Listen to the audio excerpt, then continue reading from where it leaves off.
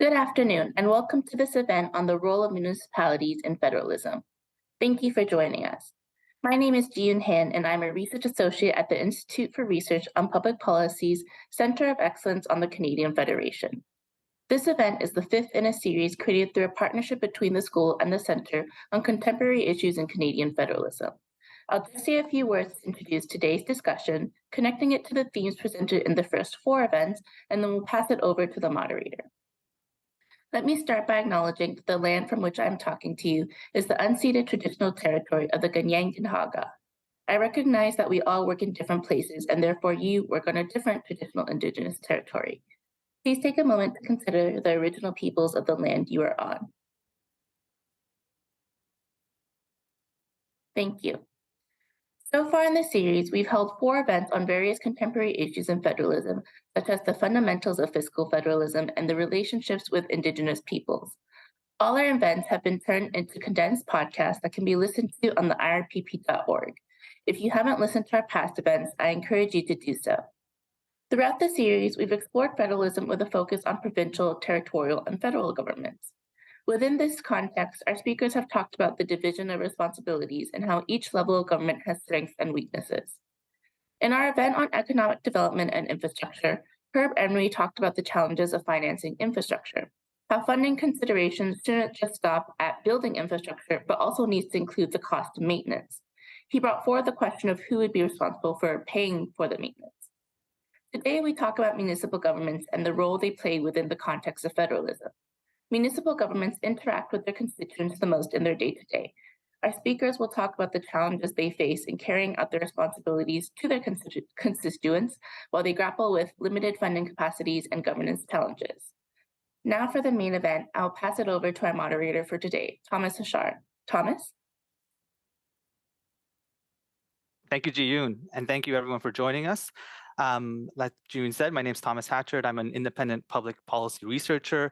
My work focuses in particular on intergovernmental relations and the role of municipalities, both here in Canada and around the world. I'm also the former manager of programs and research at the Institute on Municipal Finance and Governance. But most importantly for today, I am the moderator for the great panel that we have for you today. So we have an exciting event planned for you with two great experts on municipalities and federalism. But before we get to the main show, I'm going to just share a bit of logistical information to optimize your viewing experience. Please, that we recommend that you disconnect from your VPN or use a personal device to watch the session when possible. And please note that we have simultaneous translation available as well as real-time translation of communications for this event. These services are available through the Web Diffusion platform, and you can refer to the reminder email sent by the school to access these options. We'll be taking questions from the audience today, so if you have any questions for the panel, please go to the top right corner of your screen and click the chat button and enter your question there. Even if you don't see your question appear in the chat, please don't worry, it is getting to us and we'll get to as many questions as we can after the presentations and a short Q&A between myself and the panelists. As I mentioned, we have two outstanding speakers today, each with unique expertise on the role of municipalities in the Canadian Federation. First, we have Enid Slack, who is the director of the Institute on Municipal Finance and Governance. And we also have Kennedy Stewart, who is professor at Simon Fraser University's School of Public Policy and the former mayor of Vancouver. So we're going to proceed in the following manner. Enid is going to get us started by talking about taking us through an overview of the responsibilities of municipal governance, the challenges they face in carrying out these responsibilities, and their limited revenue sources. Kennedy is then going to talk about his personal experience during his time as mayor of Vancouver and go through a case study that highlights the intergovernmental relationships municipalities cultivate. We'll then move to a discussion of the issues raised during the presentations, and we'll take questions for our panelists. And as I mentioned, we'll make time for questions from the audience as well. So again, it is my pleasure to introduce Enid Slack. Enid, over to you. Thank you very much, Thomas, and welcome everybody today. Thank you for the invitation to present on the role of municipalities in Canadian federalism. So much of the time in Canada, when we talk about federalism, we're talking about the federal and provincial governments. So much so that I recently wrote a paper where I referred to municipalities as the forgotten partners in federalism. So thanks to IRPP for remembering municipalities in this series that you're doing on Canadian federalism.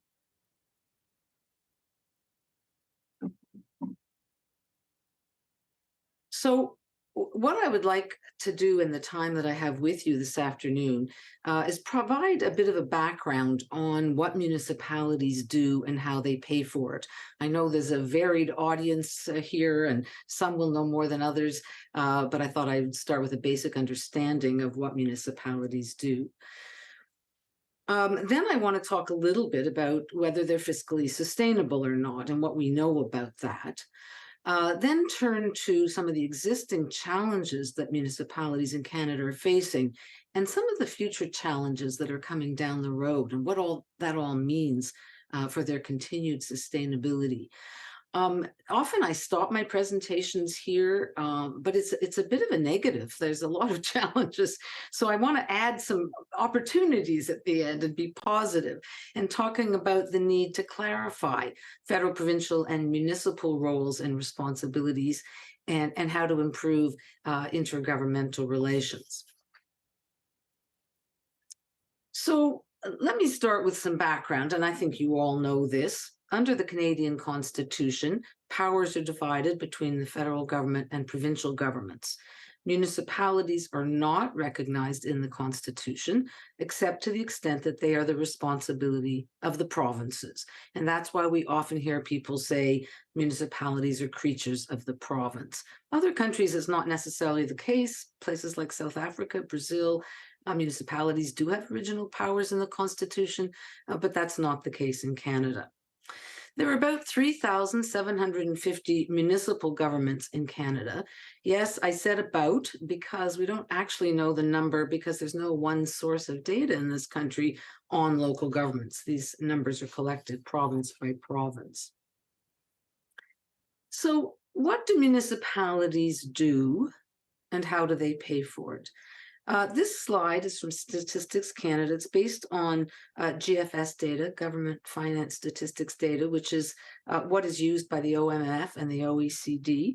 The breakdown, unfortunately, is not the greatest to understand what municipalities do, but let me just say some of the things that they do. Transportation, of course, is one of the biggest expenditures, and that includes roads and transit and sidewalks and streetlights and bike lanes, etc. They provide environmental services, so that would be water, sewers, solid waste collection and management and disposal, policing, fire, parks, recreation, cultural facilities, health services in some municipalities, social housing, planning and development. And in Ontario, municipalities pay for a portion of social and family services.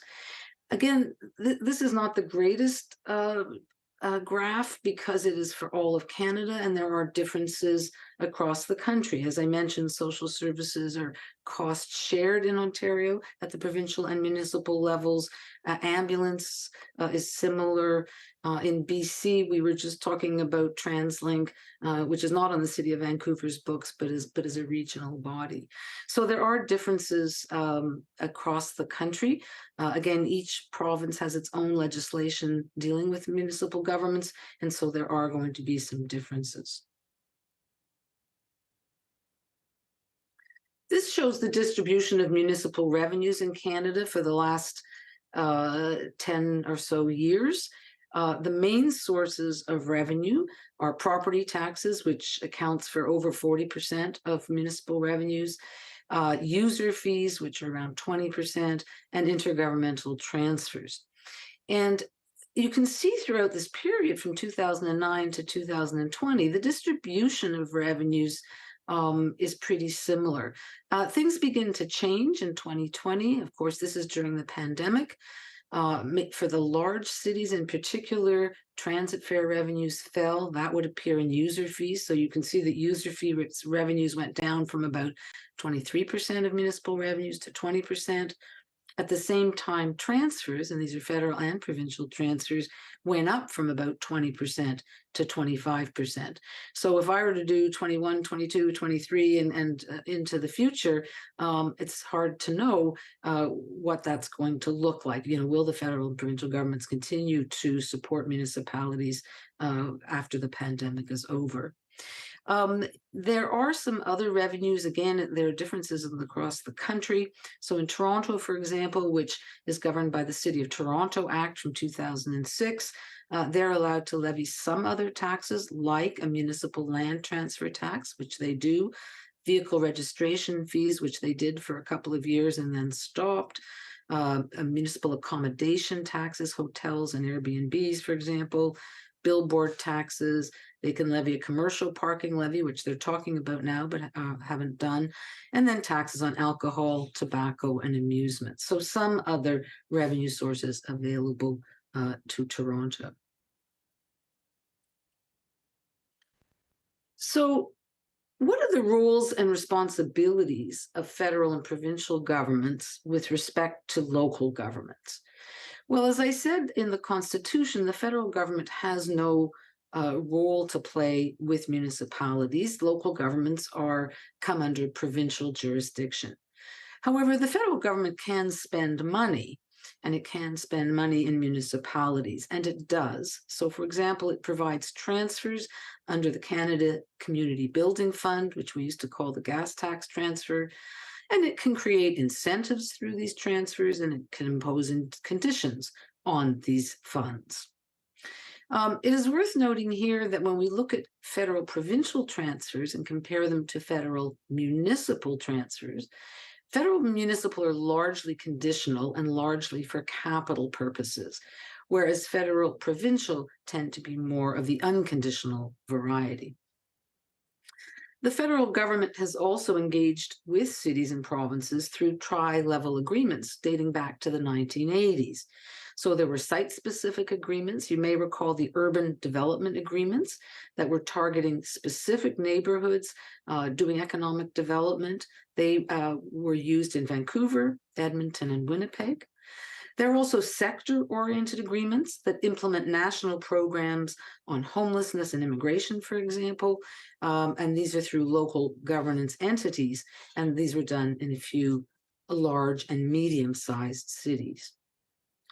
But the provincial government has a much larger role to play when it comes to municipalities. They can create or dissolve municipalities. And, I used to give this presentation in other places about the role of the province, and I used to say create or eliminate municipalities. And in some countries that I went to, I got into a lot of trouble for saying eliminate. So I've used the word dissolve instead. But we've seen municipal amalgamations, most recently in New Brunswick, in the 1990s in Ontario. And the province can create municipalities, amalgamate municipalities, restructure municipalities, even if the municipalities don't want that to happen. They can change municipal ward boundaries, which happened in Toronto in 2018, where the province reduced the number of wards from 44 to 25. This was appealed to the courts. It went all the way to the Supreme Court of Canada, which ruled that the province can do this. Provincial legislation determines what municipalities should be spending money on, what are their responsibilities, and what taxes they can levy. In all provinces, provincial governments stipulate that municipalities cannot run an operating deficit. They have to balance their budget on operating, which is true in most places around the world at the municipal level. Provincial governments restrict municipal borrowing, about how much municipalities can borrow, what are the debt limits. This doesn't apply to Toronto, but the rest of Ontario, for example, debt charges cannot exceed 25% of own source revenues. And of course, the province gives unconditional transfers based on formulas and conditional transfers, mainly for transportation, environment, and social services. So if we look at all three orders of government, and I've got a graph here of the share of all taxes, we can see that the federal government accounts for 45% of the taxes we pay, provincial government for 45%, and municipal governments for 10%. Now, I'd like to have a similar chart on expenditures, but I can only tell you that the federal government accounts for 29% of total expenditures of all orders of government, and provincial and local combined account for 71%. I can't break those two down. But I think it's clear that there is some evidence of a vertical fiscal imbalance. And local governments, by the way, own more than 60% of public infrastructure in this country. And I think you may have heard that in the previous session on infrastructure. So how do we summarize all of this? Well, when it comes to municipalities, the federal government has the money, the provincial governments have the powers, and the municipalities have the responsibilities. So that's a quick summary of the background. So the next question is, are municipalities fiscally sustainable? Well, at our Institute on Municipal Finance and Governance, IMFG, we've spent a lot of time looking at this question of the fiscal health of cities in Canada and in other parts of the world. Back in 2015, we edited a book called Is Your City Healthy? Measuring Urban Fiscal Health. And we found that prior to the pandemic, by and large, Canadian cities were fiscally healthy. Well, what do we mean by that? Well, they balanced their operating budgets, but as I told you before, they're required to do that by law. Property taxes, which is the main source of revenue to local governments, have not increased very much, generally at or below the rate of inflation. Tax arrears are very small in Canada for the property tax. And believe me, I've looked at property tax arrears in other countries, and they are very low in Canada. People pay their property taxes by and large. And municipalities don't borrow very much. They generally haven't borrowed up to the allowable provincial limit. So by all of these types of measures, local governments look fiscally healthy. But we concluded from the work we did that this fiscal health may have been at the expense of the overall health of municipalities. And by that, I mean we're seeing increasing evidence of declining service levels and deteriorating infrastructure. These are things that are harder to get measures of. We're starting to do a little bit of a better job, but we are seeing infrastructure deteriorating. So yes, we balance the books. Yes, property taxes are low, but at what cost? If we fast forward to the pandemic, there were added pressures on expenditures. So for example, social service expenditures, expenditures on public health, expenditures to improve IT so people could work from home. A lot of these expenditures went up, some went down because people were not coming into the office. But there was also a decline in revenues, and particularly in the large cities, the decline in transit revenues really put a hole in their budgets. And so local governments were facing operating deficits. And as I showed you in the earlier chart, federal and provincial governments came to the rescue. But the question remains, are local governments fiscally sustainable going forward? So I would like to talk about some of the existing and future challenges that municipalities are up against. I'm going to list 5. There are many more, but I am time limited here, so I'm not going to go into more than 5. Some of these are existing. Some of them are short-term, some of them are long-term, some of them are future challenges. So I'm going to talk about inflation and rising interest rates, the infrastructure deficit, which I started to talk about, climate change, the work from home phenomenon and online retail, and immigration and refugee settlement. Let's start with some of the macroeconomic issues. Inflation, and we can see a chart on inflation here. It's been going up, starting to come down a bit. But it means for municipalities that the cost of delivering services and infrastructure is going to increase. It has been increasing. We've already seen that in their budgets. It also means that citizens may be having more trouble making ends meet and will turn to local governments for more services. Rising interest rates will mean the cost of borrowing for new infrastructure will increase. These are existing challenges. We're hoping they are short-run challenges, but they certainly are there for now. The second, the infrastructure deficit. This is a busy slide, no need to look at it all. It comes from the Financial Accountability Office for Ontario, and it's part of a review they did on municipal infrastructure assets in 2021. The key thing here is in the middle where it says that 55% of these municipal infrastructure assets were in a state of good repair. 55%. That means a staggering 45% were not in a state of good repair. And so the current infrastructure backlog in Ontario municipalities is about $52 billion. What is that? That is the cost of bringing municipal assets that require capital spending into a state of good repair. Now, that excludes operating and maintenance expenditures or repair or replacement costs. And that's just Ontario. So you can see the impact of this infrastructure deficit and what it's going to be on local governments. We turn to climate change as the third challenge. And there are two aspects of climate change that are going to affect municipalities. The first is extreme weather events. We have certainly seen cities being impacted by flooding, ice storms, heat waves, tornadoes, and more. And these events result in major municipal cleanup and remediation costs.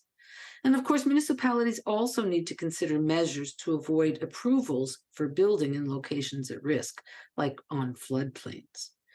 So there's the impact of extreme weather events. And IMFG just released a paper last week on the impact on municipalities, looking particularly at British Columbia and Quebec. The second aspect is about GHG emissions, which are rising, and cities are a major source of these emissions. To limit the global temperature increase, we need to cut emissions by half over the next decade to reach net zero carbon emissions by 2050. And again, as I said, cities are a major source of these emissions. So for cities, it means increasing the share of renewable energies, establishing cleaner transportation systems, retrofitting buildings and facilities, and implementing other measures. These measures are going to place a significant financial burden on municipalities. Work from home and online shopping. So the work from home phenomenon began before the pandemic, but was certainly increased dramatically during the pandemic. And it's had a lot of impacts, but one of them is to potentially impact the commercial property market. And so we're seeing in some cities, particularly in the US, that commercial property values are falling, and by extension, commercial property taxes. If commercial property values fall relative to residential property values, there will be increasing pressure on the residential property tax in the future. And I don't have to tell you, and Kennedy can wade in at some point, about how hard it is to increase residential property taxes. It's a very visible tax. People know what they pay, and it's very hard to increase it. But this work from home phenomenon, and also online shopping, which has also reduced commercial property values, is going to affect the property tax base. Well, if it's a big question mark, what's going to happen in the future? Are people going to continue to work from home? Are they going to work from home part of the time? We don't yet know how this is going to play out, but there is a potential impact on the largest source of revenue for local governments, which is the property tax. And the last challenge I'm going to talk about is immigration and refugee settlement. And, this chart showing the recent government commitment to increasing the number of new permanent residents to 500,000 a year. So Canada has been increasing its immigration targets. People settle in cities, they need services, they need housing, they need public health, they need social services. And many of these costs are borne by municipalities, even though they don't have any say over how many people are coming to their municipalities. So all of these challenges will mean higher expenditures for local governments and in some cases, lower revenues. So I said it was going to be a little discouraging when I went through all of these challenges. So let's talk about what the opportunities are going forward. What do we need to do? And I will mention two things. One is to reconsider who does what, and the other is to improve intergovernmental relations. So who does what? We need to clarify the roles and responsibility of all orders of government, but particularly the provincial and local governments. What do municipalities do best? What do provinces do best? Where can they work together? And what resources do municipalities need to fulfill their responsibilities? And I have to say, I was on something called the Who Does What panel in Ontario in 1996, and we talked a lot about separating responsibilities, like the provinces should do all of this and municipalities should do all of this. But these services that are provided are very intertwined, and the funding is very intertwined, and I don't think we can necessarily separate them. But we do have to clarify who's doing what and how we're paying for it. So municipalities, why do we need to review who does what? Well, I think I've made the case that municipalities have inadequate revenue sources and insufficient fiscal flexibility to meet their responsibilities. So, for example, in Ontario, we're using property taxes to pay for some of the social service costs that municipalities incur. Is that the best way to pay for it? Secondly, municipalities often lack the power to make decisions on their own. And thirdly, there are unclear and overlapping jurisdictions between orders of government, which leads to poorly coordinated programs and disputes over responsibility. And we see the blame game, it's not our fault, it's their fault.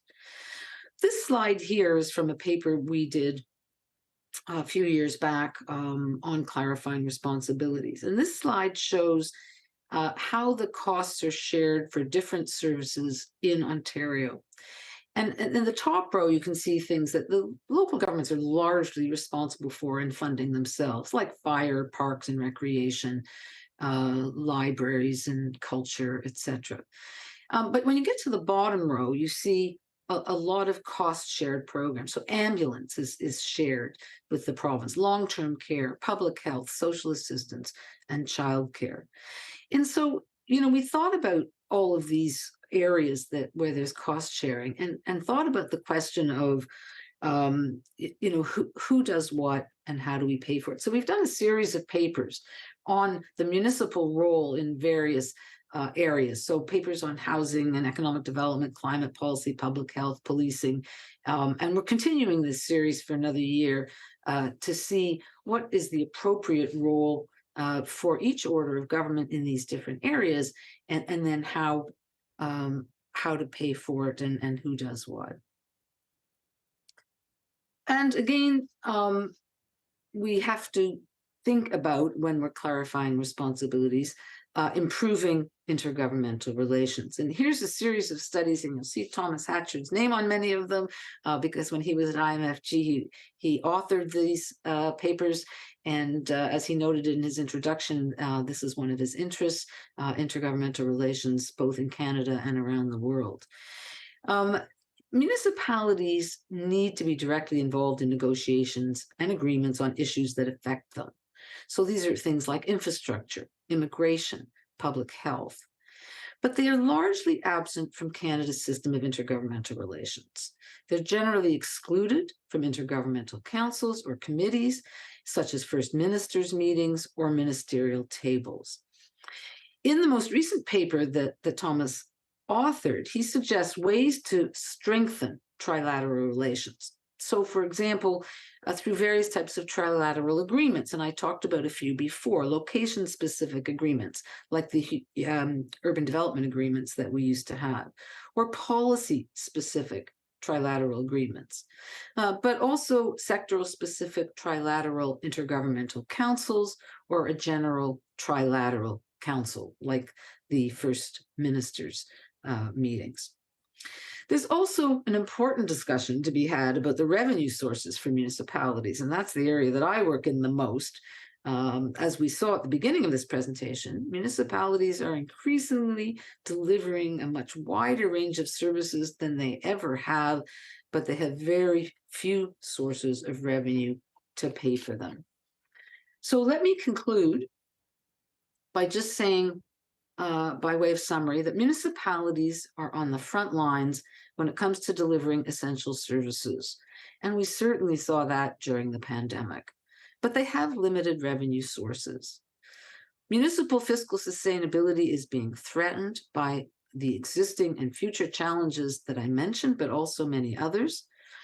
This means that in the longer term, we need to think about who does what and how to pay for local services. And I think all three orders of government need to come together to figure this out. Thank you. Perfect. Thank you so much, Enid. We'll now go to Kennedy for his perspective. So Kennedy, over to you. Great. Thanks so much. And what a treat. I never tire of hearing your expertise, Enid, and thanks so much for that wonderful presentation. And discouraging as it is, you did kind of pick it up at the end, which is great. So thank you. Before I begin, of course, I want to acknowledge I'm on the unceded territories of the Musqueam, Squamish, and Tsleil-Waututh people, and thank them for their generosity to all of us who live on their lands. My talk today is about what I'm calling EndRun Federalism, or perhaps backdoor federalism. I'll leave you to figure out which title you like the best. And essentially, it's I'm thinking of the audience here, who's federal civil servants, from what I understand, and really what I want to talk about today is how you can better utilize municipal governments to make your bosses happy. How you can work with municipalities to get stuff done, even in the face of provincial opposition. I'm going to use drug decriminalization as an example of this end-run federalism, and then conclude a bit with some lessons that you might want to take away from this example. So in terms of backgrounds, I'm trying to put myself in your seats, is that you face two scenarios in your everyday work. First, you are implementing a proactive initiative, such as outlined in your minister's mandate letter. So perhaps somebody on this call, on the Zoom meeting, was read in the minister's mandate letter that, hey, you've got to legalize cannabis. So that's a proactive measure that kind of comes out of politicians' heads, and you have to make that happen. And then you have to think through, well, how do I make that happen? The second scenario that you'd face in your everyday work is you're responding to an emerging issue. That's something that's not in your mandate letters. It's not dreamed up by your minister. It's something that that's happening to the environment that you have to deal with. So that could be COVID or climate change or truckers' convoys or salmon lice or housing crises. It's everything that's thrown your way in your ministry that you have to deal with. And I would say that 10% of what you do is proactive, and about 90% of what you do is reactive. So those are the things that, when you're looking at your to-do list, most of those things would be connected to one of those two types of activities. But the bottom line is, whether it's proactive or reactive, you have to get stuff done for your minister and think of creative ways to bring change. So I've never been in provincial government, but I have, I was in the House of Commons for 7 years as an MP and has served as mayor for 4. And prior to that, I was a professor and back at Simon Fraser now, but specialized in local governments. So, from my perspective, sitting in the House of Commons, looking at that beautiful stained glass for 7 years, Ottawa is a very theoretical place. And what kind of drives that home to me is when MPs will be making speeches about stuff, and they'll go, "And this initiative is going to cost $20 million." Whoops, I mean $20 billion. And you'd never hear that in a local government. It is that much of what's being spoken about is theoretical. You're often talking about sweeping policy reforms. For example, we're going to make sure all reserves have water by the end of our mandate. Again, sweeping policy, big promises. You're often talking about regulation or expenditure. Those are the couple of things you kind of your starting points, and you're at, of course, 10,000 feet. You're thinking of the entire country and often the world. At the provincial level, it's kind of half theoretical, half practical. You do have your 10,000 foot view from thinking of your province, but you do deliver some direct services, so you actually are on the ground. Municipalities are all practical. Occasionally, we'll talk about world peace or something, but mostly you're arguing about service delivery and how to best use the scarce dollars that Enid outlined so well. So you're constantly under a fire at the municipal level. There's these are, especially in larger cities, I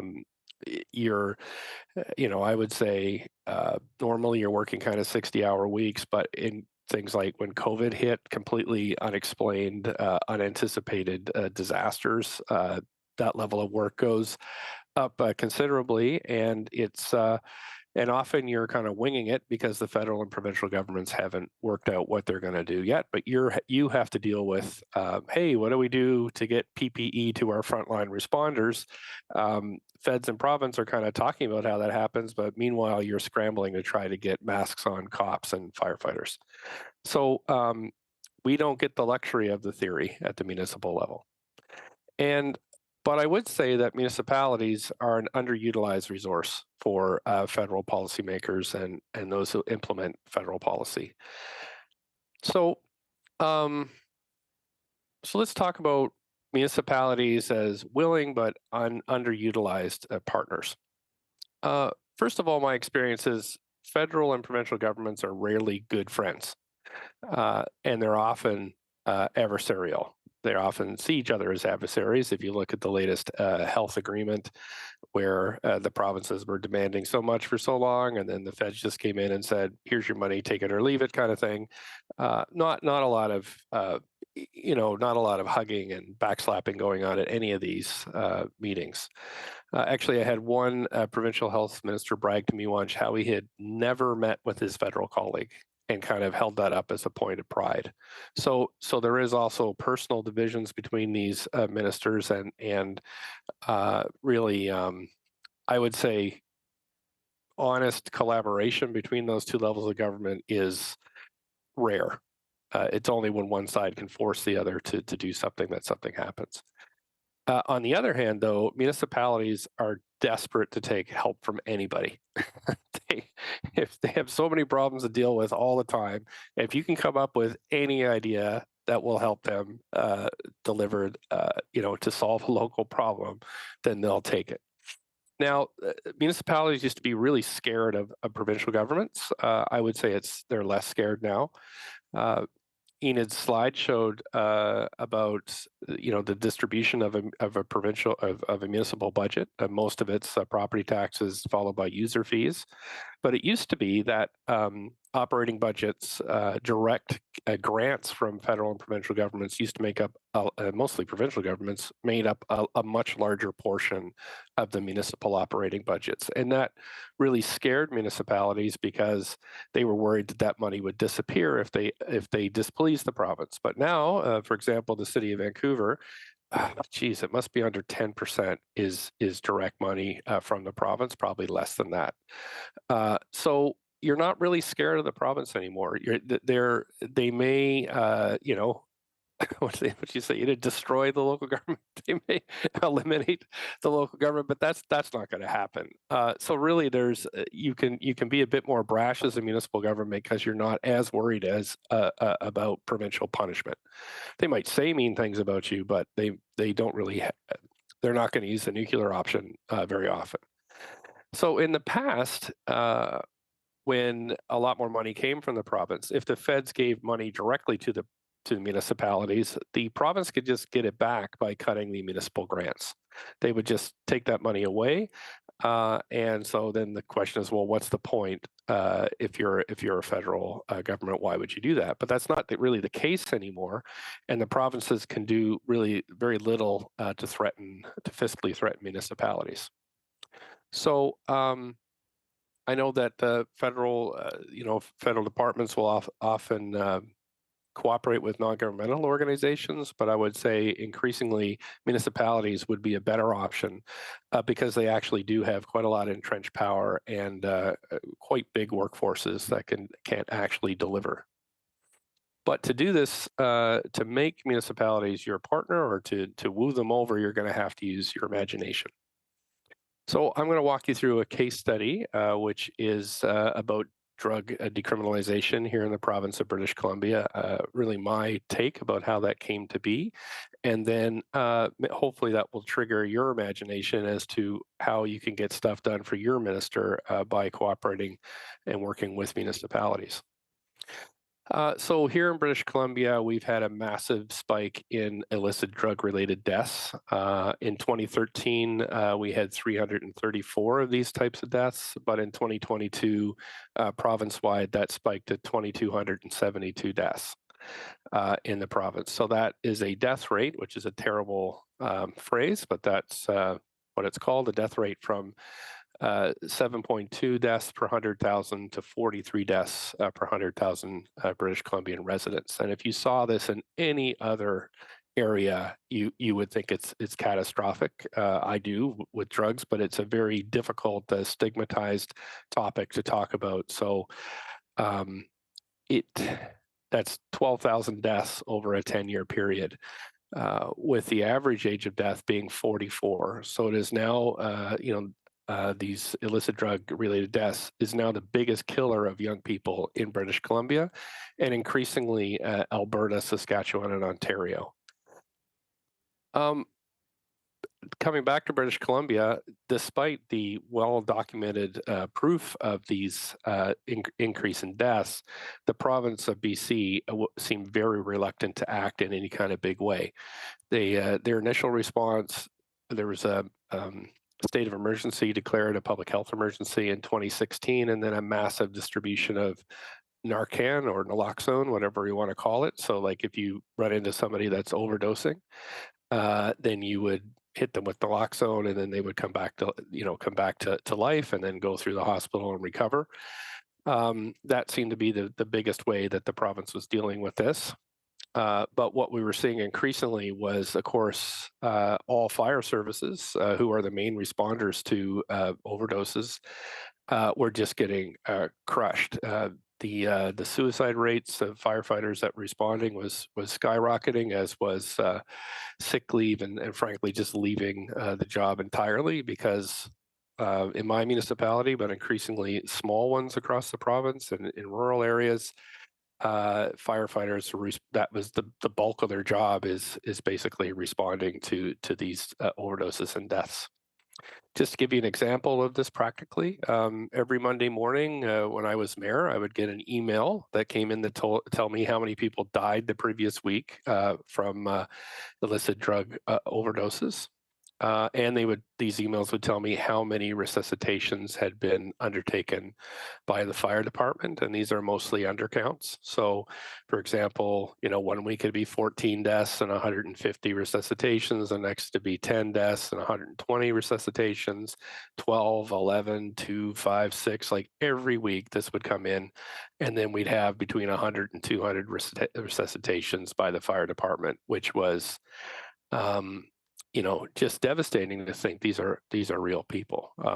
why it was hard for frontline responders is they would actually save somebody's life once, twice, maybe up to 10 times, and then that person would die on the 11th time. So they've created a bond with this person that they've saved, and the person's dead. So that is not the federal or provincial view on this. Really, I would say the biggest public health disaster, and one of them anyway in Canada's history.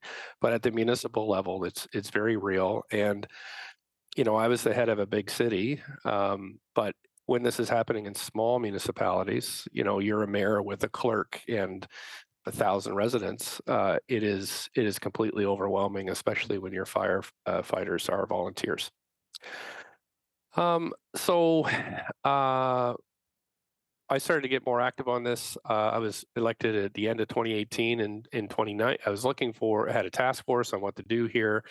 But in November 2019, I saw that a new federal cabinet was being sworn in, and so I had my MP's pin. So I went to Ottawa on that day to access the halls to run into ministers, and I ran into Patty Haydu, who was just appointed as the Minister of Health in November 2019, and we talked a bit about this, what to do. Didn't hear much.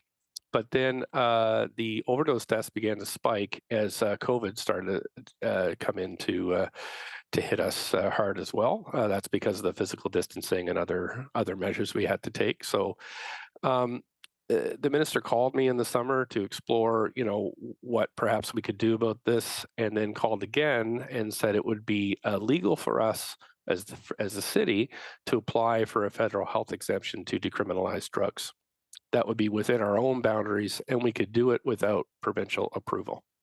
So her civil servants had done the work to review this, both review the legislation around health exemptions, done all the legal footwork beforehand, before she approached me as this being one possible policy solution.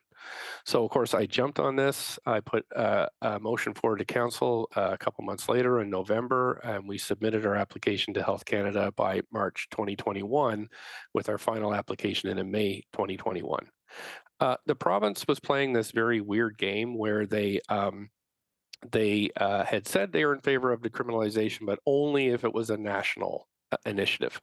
They would not do it on their own turf. But they panicked when we put ours in. When the city of Vancouver put in our application for decriminalization, they panicked, and then they put in their own application for a province-wide exemption in a year later, November 2021, and it was eventually approved by the new Minister of Mental Health and Addictions, Minister Bennett, in May 2022. So, this has now come into force. It's been into force for not quite a couple of weeks yet. And we have, I guess, a new tool to fight this terrible scourge of illicit drug-related deaths in the province. And maybe it'll work, maybe it won't work, maybe it'll do a little something, but at least we were trying something new. And it was all about, developing relationships with the municipality, the federal civil servants doing a bunch of work that my civil servants could never do because we don't have the capacity, and then coming to us with a proposal. It did entail some risk for the minister, who is Minister Haydu, who is no longer health minister, and me, who's no longer mayor. So there are prices to pay for these types of things, but that's the way the ball bounces. Large municipalities, especially large ones, and here's some lessons from this, are powerful allies, mainly because we're elected in the same areas where there are federal seats. So if you think, there's 6 federal seats within the city of Vancouver, there's probably 25 at least within the jurisdiction of Toronto. Large cities are important to political parties because of the number of seats that are at stake. so that's an important thing to know, that we can gain access to ministers, prime minister, deputy prime minister, because they're worried that politically, and mayors are attuned to this, the desire to get reelected, and understanding their own political power. We're all desperate, municipalities are desperate to solve our local problems, but we have very little policy capacity. So at the City of Vancouver, we do not have an economist. We don't have policy teams. Our IGR teams, governmental relation teams, are good, but they're junior. They're not expert lobbyists. They would not have the funds to go to Ottawa and kind of lobby. So there's very little capacity to proactively pitch, innovative policy solutions. We don't have time to sift through federal statutes. This is even the big cities. And we really don't have time to figure out the granting streams. It was interesting when I would meet with ministers, the first thing we'd get with the deputy minister sitting beside the minister is just kind of an outline of the funding possibilities that are there. And, my eyes would glaze over, because but I would say, we need money for this thing. And then the federal deputy minister would figure out which stream that would fit into. So for example, I needed funding for the Vancouver Art Gallery here, went to a bunch of ministers, didn't know where this would fit. Finally, we got 25 million out of a green building fund. I would have never guessed to apply to that. But the federal civil servants figured out how to help on that particular area, and many, many others. So that is really a lesson, is to go to the municipalities with proposals that are already built to succeed, that follow on either your proactive or your reactive mandates. Small municipalities have really very little capacity at all. I mean, even as a larger municipality, I find it difficult to talk with. There's 21 municipalities in Metro Vancouver. It's very hard for me to go talk to, say, Port Coquitlam, that has 65,000 people, because it's the mayor and the manager and the clerk, but really no policy staff. So they're really not much capacity for policy innovation at those small levels. But if I'm doing something that Port Coquitlam sees, they will copy our policy. So for example, on ride hailing, which was very unpopular in British Columbia, the taxi industry was pushing back against it. Vancouver, we brought ride sharing into Vancouver first. Everybody was mad at us, and then they all adopted the same policy that we had. So if you can make some movement within one municipality within a region, you'll probably get others copying the policies. The most professional staff we have are planners and engineers, but you don't want them doing drug policy. Engineers, great at what they do. Planners, great at what they do, but they're not policy experts, and often the policies you get really reads like it was designed by an engineer. It's we had, for example, we had a road pricing a proposal that was just politically totally untenable, and engineers know this, but know how to do it physically, how to put cameras in and that type of stuff, but they don't have the kind of the political kind of eyes on this about how to make things happen. In terms of the large policy changes that you might see, so for example, Enid's ideas for different types of funding, you can go through the Federation of Canadian Municipalities for this, but you have to remember the Federation of Canadian Municipalities is largely controlled by smaller municipalities. And often there's tension between the smaller, less populated, and the more populated municipalities. And the FCM tends to miss granular stuff because by nature, they're a large association. There is the Big City Mayors Caucus, however, which didn't really do tons until COVID. And then basically that became a kind of a go-to place for senior ministers when they would pull us together, the big city mayors, to talk about everything from CERB to transit bailouts to any other thing that was happening to us under COVID. So again, FCM, great place, a very powerful lobby group when it comes to large-scale policy change, mostly around funding, but the big city mayor is probably a more effective subgroup when it comes to policy change. If you get the big city mayors on board, then you're usually in pretty good shape as a minister when you're trying to sell this to cabinet. So that's it for me. I'm really happy that you've had a chance to listen to this. I'm looking forward to hearing your questions. Thanks so much. Thank you, Kennedy. And yes, we will jump into some questions. And just as a reminder to everyone, feel free to send in your questions for either Kennedy or Enid or both, and they will be routed to me, and we'll get to as many of them as we can. Before we get to that, I have a few questions for the two of you. And I wanted to start, Kennedy, maybe by jumping off from, it's a really interesting case study you presented. And I thought it was interesting the way you spoke about sort of the relationship development that is important as part of the federal municipal intergovernmental relations. And from my own research, I think if we simplify things a bit, there's sort of two poles of intergovernmental relations that you can have. There's can be sort of very open-ended, ongoing conversations, whether it's at an intergovernmental table or through MOUs, and there can be very sort of policy-specific, project-specific relations or projects that get involved, that municipalities and other governments get involved in. And I was hoping maybe to start with you, and then Enid can jump in. If you can speak about the separate value of each of these. And as I said, I was interested in terms of if relationship development is an important part to have if you're then going to be able to do a project, maybe speak to sort of how each of these can help with that piece of it as well.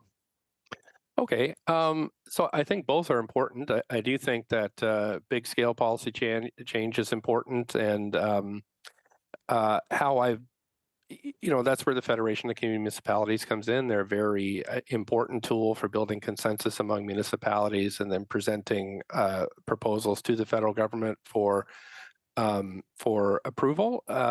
Most of those are money asks, I would say. So give us more money for transit, give us more money for infrastructure, give us more money. So I mean, you can kind of anticipate what they're going to come up with. So I don't know on those ones. It just requires you to make the federal government to make a decision on whether they're going to fund this stuff or not. Usually get good return for your money, like good value for your money, but it's the individual policy stuff really that I think that if the folks on the call here are working for individual ministers, it's the individual policy that I think perhaps can shift things forward. Less standard things forward, not the big money ask, but actual policy change, whether it's regulation change or so I would think, how do you develop those relationships? Well, at the local level, you should encourage your mayors to actually go and meet ministers if they can, but also for ministers to reach out to, starting with the large municipalities in the province, and then you'll start to get a bit of a buzz. The provincial officials may not like that too much, but they can't do anything about it. So I think it's probably worth the risk. There are also gatherings of city managers across Canada, provincially or nationally, and those are also a good place for probably civil servants to go and to the wine and cheese places to build up relationships at those meetings. But the relationship can help a lot if you have some trust that's developed. And again, municipalities are desperate to get stuff done, so it won't take much to build trust with them. Right.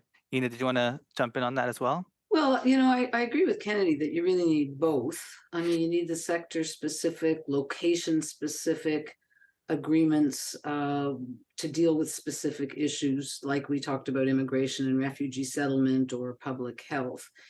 But I think you also need the more open-ended engagement, not just to ask money, but to understand the challenges that municipalities face on an ongoing basis, and these are going to change over time. I listed some; those will increase. Some will hopefully go away. But I think the three orders of government need to talk about the issues, problems, and challenges that are likely to arise. And we don't know what they are yet. So you can't have a table on a specific topic if you don't know what the topic's going to be. And I think there needs to be an understanding that when the national government does something, it affects municipalities. So if it increases the number of people coming to Canada, for example, it has to understand that there are costs to the municipality of doing that. But what local governments do also affects the country, right? And the federal government. Some of their housing policies or land use planning may affect the climate and climate change issues. So I think this general understanding of what's facing municipalities. And the end run around the province, Kennedy and I may debate that. I think at the end of the day, from what I've saying earlier, the provinces have a lot of powers over municipalities still in terms of what they can do. And so I think, sometimes you can't do an end run. You need to include them to get the powers you need. And governments change, right? So sometimes the feds will get along with the province, sometimes they don't, I think everybody needs to be at the table to sort this out. That makes sense. I guess jumping from that, about the power of the provinces, and I did find it interesting, the Kennedy, your comment about how that has slowly shifted over time with in terms of the revenue sources that the municipalities have. There was an interesting survey I saw recently. There's a survey called the Municipal Barometer, and it surveys municipal officials across the country, and around a number of different issues. They did a recent set of questions that were around revenue sources, intergovernmental relations. And what was interesting about that, and jumping in it from you were saying there about the powers of provinces, but also what your presentation showed about the sort of limited revenue sources, when they were asked, and these are mayors and councillors, when they were asked about the preferred choice for how to increase revenues, the preference, the overwhelming preference was to get more grants from the provincial and federal governments rather than having access to other new sort of own source revenues, whether that's at the big side of things, an income tax and a sales tax, or even development charges and those options. So I was hoping to ask both of you a question around this. So Enid, I thought maybe you could just speak a bit about that division, about when grants are most appropriate, when the sort of own source revenues are most appropriate, especially given the challenges that you laid out for that municipalities are going to be facing. But Kenny, I was really interested also afterwards, maybe you can speak about, as you've noted, this question of what you see as a trend where municipalities are less afraid of the provinces, and they're less reliant on the revenues. I mean, I'd be interested in your perspective as to maybe why there still seems to be a preference for grants over own source revenues in terms of collecting more, and whether you see any issues with that. So maybe I'll start with you, Enid, and we'll go to Kennedy. Okay, thank you. So I may not have the same view as the people who were surveyed in the barometer survey, because it's easy for me to sit here and say, well, I think municipalities should raise their own revenues and be accountable for those revenues. If they decide what they're going to spend their money on, then they should be responsible for raising that money, and there's a certain accountability there that I kind of like. But I don't have to get elected, so I don't have to worry about raising taxes. But even in my world with more own source revenues, there are justifications for transfers from federal and provincial governments. There are many. I don't want to spend too much time on this, but let me talk about three. The first is sort of an economic efficiency argument, which is based on externalities. So, services that a particular municipality provides, the benefits of those services may spill over municipal boundaries. So, for example, I'm in a municipality, I want to build a road. I'm not interested in the benefits to people outside of my municipality because they're not paying for it. I'm only interested in the benefits inside my municipality. And so I may not provide the amount of road that is needed overall if I'm just looking at my own municipality. So if, say, 30% of the benefits of that road spill over the municipal boundary, there may be a role for the provincial government to come in and subsidize 30% of the expenditures. There may be benefits that extend beyond provincial boundaries, in which case there would be a role for the federal government to fund a certain percentage of the municipal expenditures. Now, there may be other ways to do that. Kennedy talked about tolls. In the road example, there may be other ways, but to the extent that services have benefits that spill over municipal boundaries, there is an externality and there's potentially a role for transfers. The second rationale is based on equity, and here I'm talking about horizontal equity. So the idea is that each municipality in a province should be able to provide an average level of service, a standard level of service, by levying an average or standard tax rate.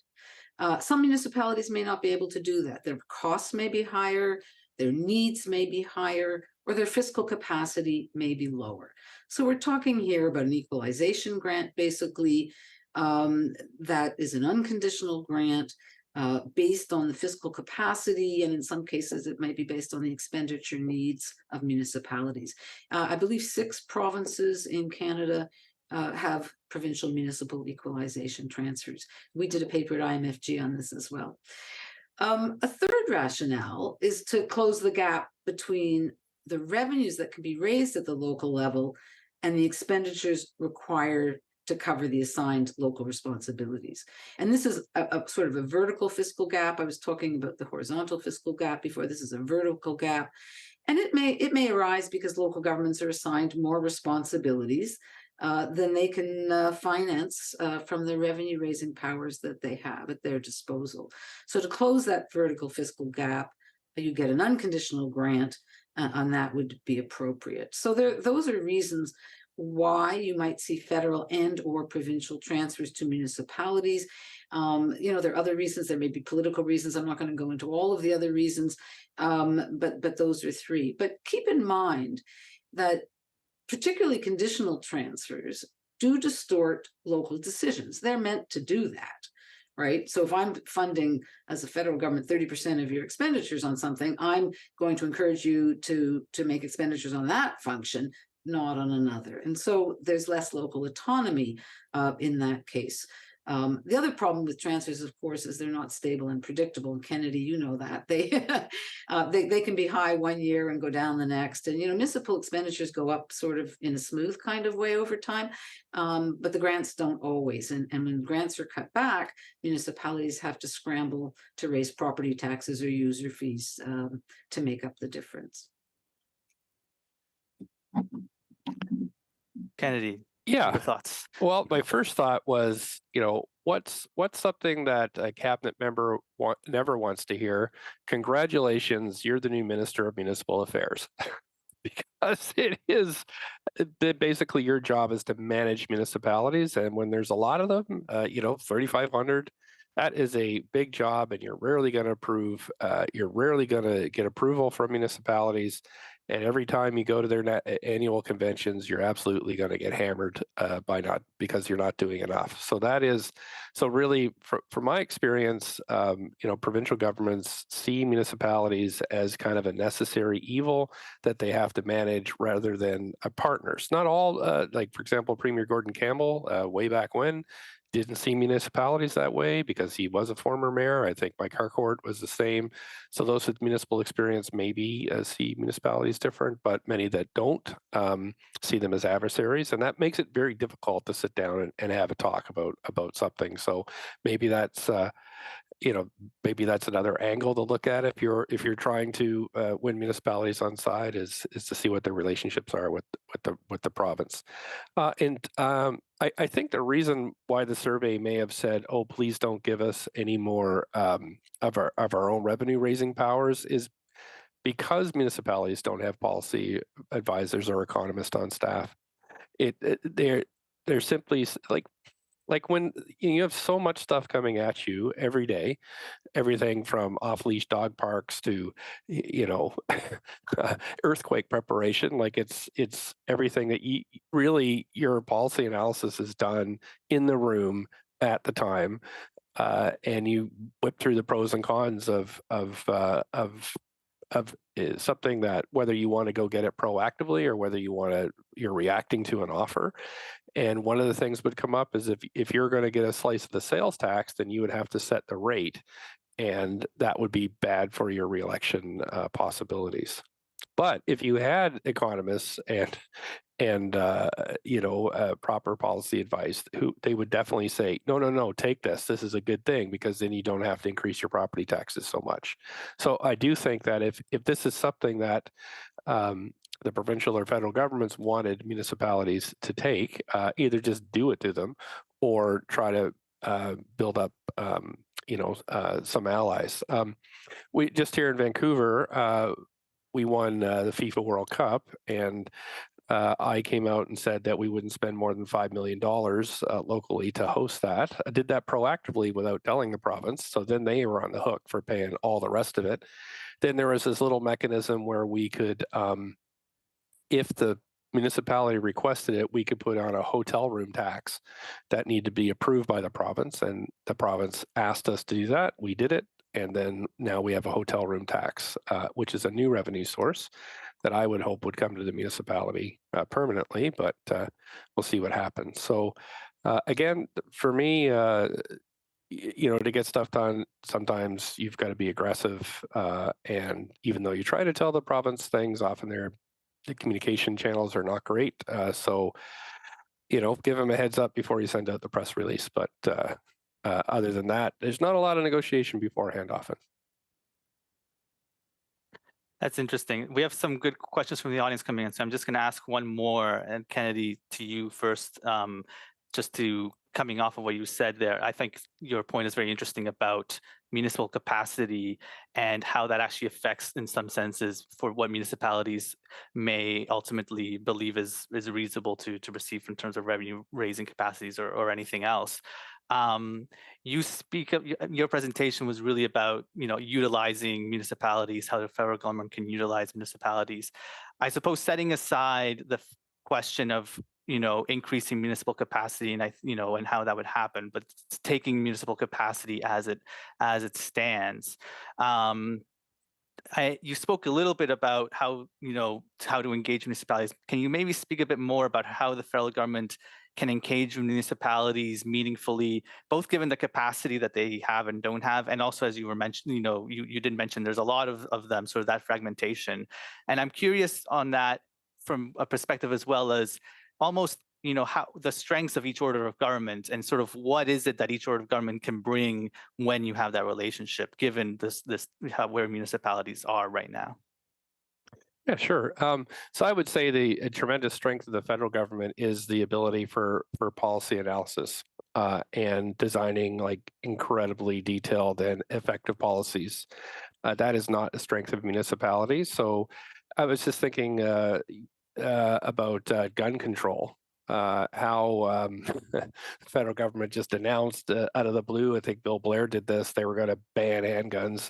And then they got in trouble and they said, well, we're going to get the municipalities to do it with no consultation with us beforehand. I'm for that. So I said, absolutely 100%. But when we got down to the details of how it was going to happen, there were none.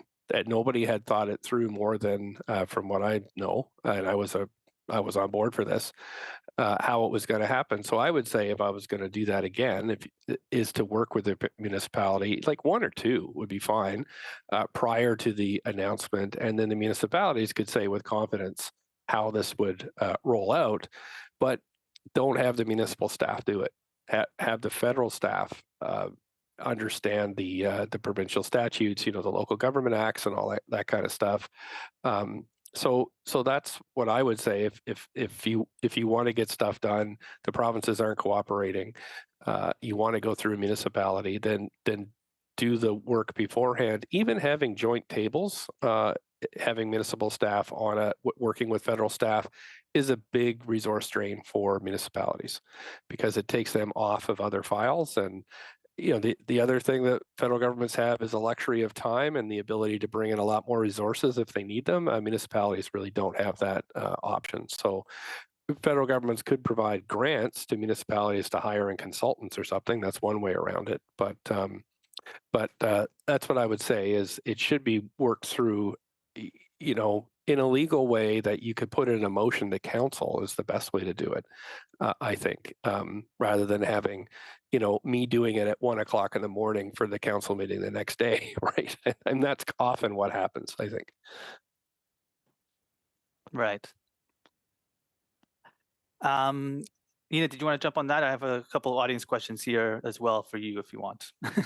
Well, I'll just say quickly, Kennedy talked before about some of the, the Federation of Canadian Municipalities and the Big City Mayors Caucus and provincial associations, and there's rural associations and urban associations. But we haven't talked much about regional governance structures. And so, where municipalities can come together in a region, that is sort of that would really help. And we saw this during the pandemic in the Greater Toronto and Hamilton area, where there were tables where voluntarily people came together for the region to speak for the region. And I think that's another route that would be interesting to take. So I'm going to jump to the audience here. There's two questions that are slightly related in the sense that they're both about inquiring about the direct relationship between municipalities and federal government. So the first, and Ina, you already spoke to this a little bit, so I'll leave this to you whether you want to say more about it. But the question is, overall, would you say direct conditional funding to municipalities by the federal government is a good thing? But the second question that's related to that, I'll throw in as well, is someone's asking about your thoughts on the impact of an increased direct municipal-federal relationship on the provincial relationship. In other words, does a direct municipal-federal relationship distort the provincial relationship in a negative way? So maybe, Ina, I'll start with you if you have anything further to say on the direct conditional funding or the other question, and then and Kennedy, you can jump in on either one after. Okay, thank you for that. Thank you for both those questions. I will address the first one on conditional grants to municipalities. I think the second one is more of a political question, and so we'll leave that to the former politician. On the conditional grants to municipalities, I tried to provide a rationale for that. So, if we're looking at transit, and I know the federal government's interested in transit, one could argue that if we have good transit systems in our major cities, that will increase productivity, and that's important for the whole country. There is an externality there that affects the whole country. So I could see a role for the federal government, providing it would have to be conditional funding, but that it's spent on transit. I guess the question is, how conditional, what conditions, how much interference in municipal decision making. We can certainly debate that, but there is a role for that kind of funding.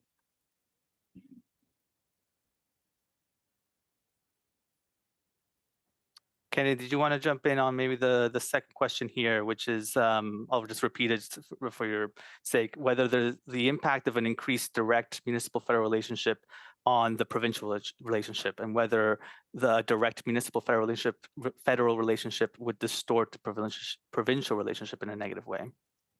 Yeah. But what was popping into my mind when you were talking about this is political cycles. So I had, we had a provincial government here, a minority provincial government in 2017. So you never knew when that government was going to go down. When I was elected in 2018, I was the first independent mayor in 30 years. We have parties out here in Vancouver. I've had them since the 30s, but I had no colleagues. so my ability to build coalitions was limited. So I always had to think about that. Of course, we had a federal minority governments too. And so, you don't really have time for long negotiations under those circumstances. You kind of agree on something quickly and jump at it and worry about whose nose gets out of joint later. I think otherwise you won't get anything done. Now, in situations where you have a majority on a city council that's stable, you have majority provincial and federal governments, maybe that's the time to do longer term thinking. But when you're in kind of especially when you throw a pandemic on top of those conditions, it really is, so maybe that's where you opt for a quicker action that kind of, I don't really know what happened with decriminalization because it's interesting because Premier Horgan was not really for it. It was suggested by the federal level, but now we have Premier Eby, who is probably more sympathetic. So there's also, there's also those kind of personalities but that is definitely something we're scoping out before you jump in. So, and I think the mayor, whoever you're dealing with, probably your first good point of contact, will tell you that. Will tell you, oh, I don't want to do this because this thing it'll cost me this, and so that's also maybe you want to try a couple of municipalities if you're going to trial run something, and you got 3,500 to pick from, so you're going to find somebody that's going to move ahead with something that you want to do.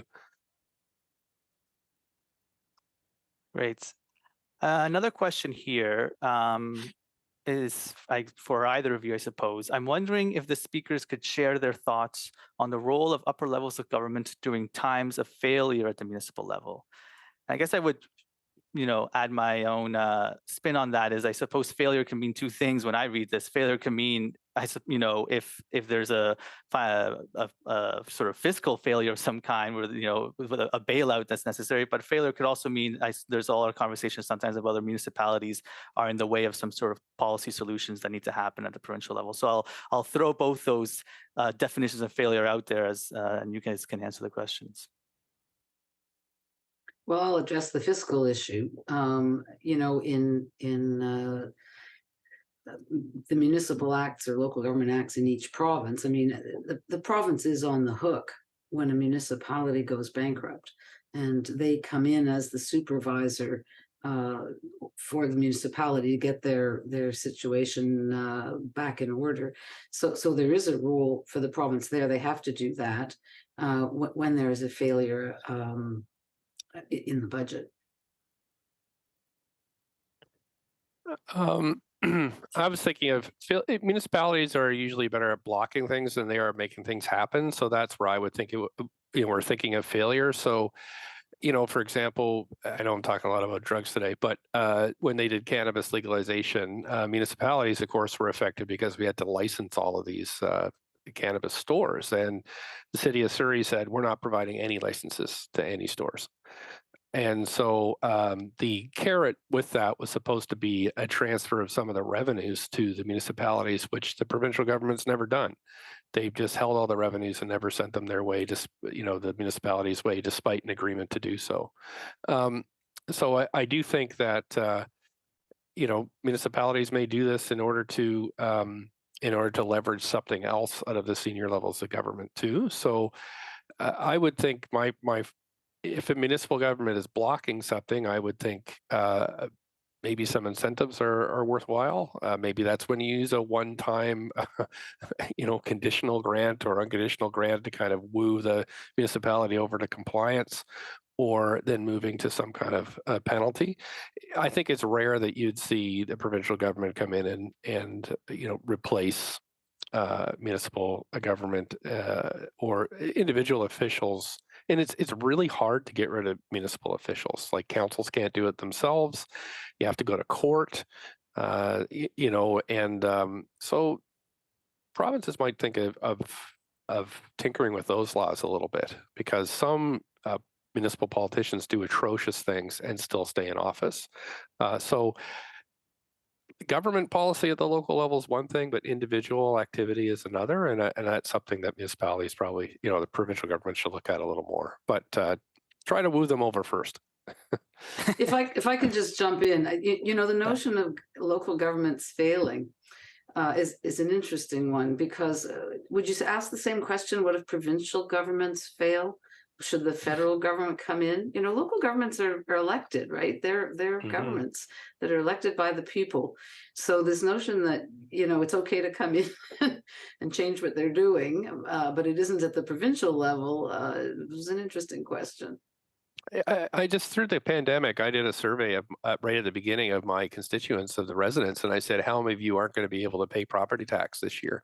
25% of them said they couldn't, because there were no federal programs in. So then I started to run that up the flagpole and say, holy crap, like this will be catastrophic for us if we lose basically all of our user fee,